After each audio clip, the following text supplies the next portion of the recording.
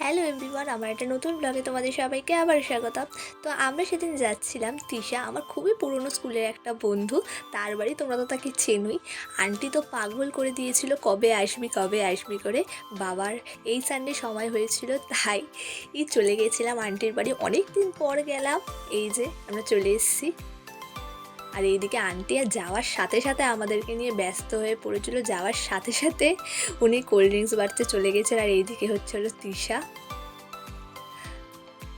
এই যে আমরা আসলাম, এই যে আন্টি চলে আসলো। খুবই ভালো লাগলো, অনেক দিন পর দেখা হলো ওদের সাথে। আগে প্রতিদিন দেখা হতো, এখন এরকম পর মাঝে মাঝে দেখা হয়। আর আন্টি তো খুবই মজাদার একটা মানুষ, খুবই মজা করেছে। আর এই যে ওদের বাড়িতে এটা দেখে আমার খুবই ভালো লেগেছে, গোপাল ভাঁড় আর গোপাল ভাঁড়ের বউ। তারপরে আবার স্ন্যাক্স দিয়ে দিল। তারপর এই যে আমরা ফটো টটো তুলছিলাম, খুবই মজা করেছি। আমার পুরনো স্কুলের বন্ধু, তার সাথে খুব গল্প করেছি। তার সাথে এই যে আন্টি, আন্টি তো খুবই ভালো, খুবই মজাদার একজন মানুষ। এই যে এনাদের ফটো তুলে দিচ্ছিলাম। বেশ ভালো সন্ধ্যাটা কেটেছিল আমাদের।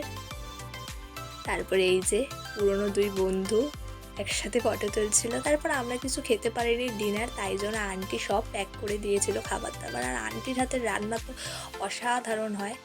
চাপটা অসাধারণ আন্টি বানিয়েছিল, আর বিরিয়ানিটা অসাধারণ ছিল, খুবই সুন্দর বানিয়েছে। আর আন্টির হাতের রান্না অতুলনীয়। এইভাবে আজকের দিনটা শেষ